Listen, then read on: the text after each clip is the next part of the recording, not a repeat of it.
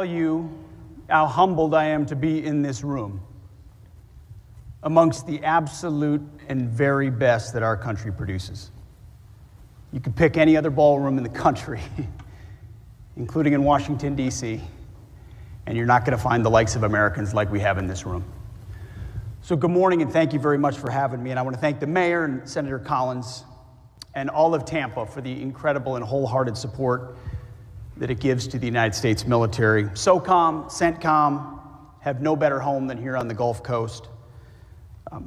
Looking out at this crowd and hearing Jay speak, I'm reminded of one of the first soft truths, which is humans are more important than hardware.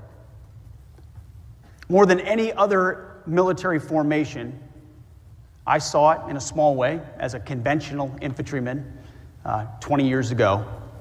SOF's about people.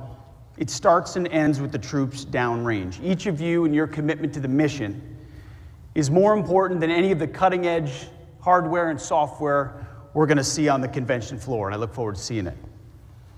Gathered here in record-breaking numbers are warriors, patriots, innovators, entrepreneurs, visionaries, allies, and partners. It is an absolute honor, and I mean it, to be here with you. Special operations has never been more important for our country. Yesterday was actually my 100th day in office as Secretary of Defense. And as I said from the beginning, this is the deployment of a lifetime. Each day I get a chance to see, like few others do, the great work that SOF does around the world. The battle-tested team in this room that is essential to everything that President Trump does and his leadership to put America first and establish peace through strength. I wish everyone in this room could have a chance to be in the Oval Office like I was yesterday and watching how this commander-in-chief puts the interests of our nation first in advancing the safety and security of the American people. It's a thing to behold. That first and foremost includes defending our homeland, our border, Golden Dome, standing up to the Communist Chinese, and of course, increasing burden sharing with our allies and partners. Border security equals national security, and we're going to get 100% operational control of our southern border. And SOF is making a unique contribution there as well. Our long-standing relationship with our partners in Mexico is crucial to supporting NORTHCOM and securing our border, something that's ongoing to this day. But Homeland Defense, as you all know, first and foremost, is a global mission. In the last 6 months, SOF has eliminated over 500 terrorists who threaten our homeland directly. And alongside global SOF partners, your team has captured at least another 600 terrorists. So it starts and ends with the homeland. That's why we do this. We don't fight because we hate what's in front of us. We fight because we love what's behind us. But second, overseas, we are reorienting toward deterring the Communist Chinese, no doubt our pacing threat. As America's experts in irregular warfare, SOF brings to bear unique capabilities and leverages critical partnerships. SOF's global efforts, below the threshold of conflict, which you all know, and often out of sight, create the very dilemmas that the Communist Chinese need as we shape their perceptions. You see, we have to convince Xi Jinping that today is not the day to test the United States' resolve. And SOF underpins deterrence in the Indo-Pacific. At the same time, you're preparing the battlefield and standing ready to help us prevail if China were to choose conflict. And third, as I've said many times before, but it's important to hear today with so many of our partners, America first does not mean America alone. We shift our focus, as we do, to the Indo-Pacific. President Trump looks to our partners throughout the world to put their shoulder to the plow and take their share of the burden in their own defense, which is a message you've heard from me on the world stage multiple times, and we will continue to yell from the rooftops. We look to our friends to be force multipliers alongside the United States. It has to be a two-way street. We can't want your security more than you want your own security. How many times have we seen that? SOF is playing a key role in accomplishing this goal shoulder to shoulder with our allies, many of which, as I mentioned, are with us this morning.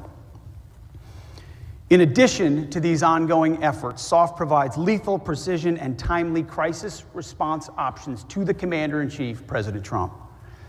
He confronts the hardest challenges in the world. As you know, no one brings easy problems to the Oval Office, but SOF brings solutions. When called, SOF snuffs out urgent threats, rescues American citizens, and protects our diplomats. In the last 3 years, these and other presidentially directed missions have increased by 200%. SOF has answered the call, and SOF has risen to the challenge every single time. They're doing this day in and day out around the world and around the clock, and I don't have to tell this group. Sometimes in open combat, but more often in the twilight challenges just short of war. Most of you in this room have done just that. So the question is, following 2 decades of conflict in the Middle East, where does SOF and DoD go from here? Well, from day one at the Department of Defense, our overriding objectives have been clear. Restore the warrior ethos, rebuild our military, and reestablish deterrence. It all starts with restoring the warrior ethos. When President Trump asked me to take this job, he told me, well, one key thing, but really 2. The first was, Pete, you're gonna have to be tough as shit.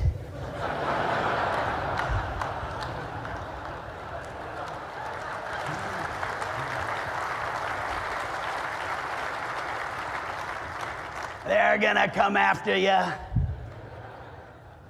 Boy, he was not kidding about that one. This job requires a steel spine, and that's fine. My job's easy compared to what you do. We're doing the work on behalf of the American people and the American warfighter.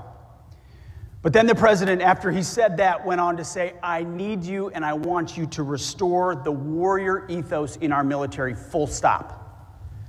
And that's been my first priority since day one, is restoring the warrior ethos. It's one of the most fundamental of those 3 objectives. Again, humans more important than hardware. Everything starts and ends with warriors from training to the battlefield. We are leaving wokeness and weakness behind. No more pronouns, no more climate change obsession, no more emergency vaccine mandates, no more dudes in dresses. We're done with that shit.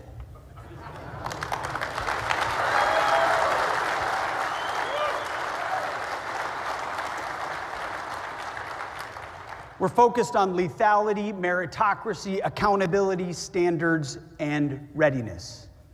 That's why since Election Day, since President Trump was elected, recruitment and retention numbers are up historically. Attracting military service is something Americans have long been attracted to, but more so when they see leadership they want to follow.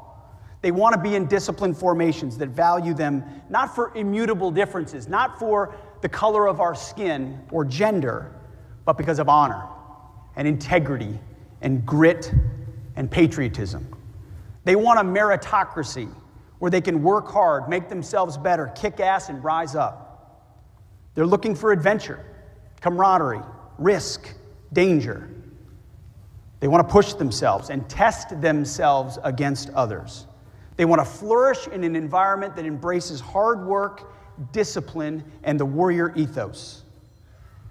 Special operators know a thing or two about all of those. I've experienced it firsthand across the world. I have had a chance to get up and do PT with the troops oftentimes when we're traveling.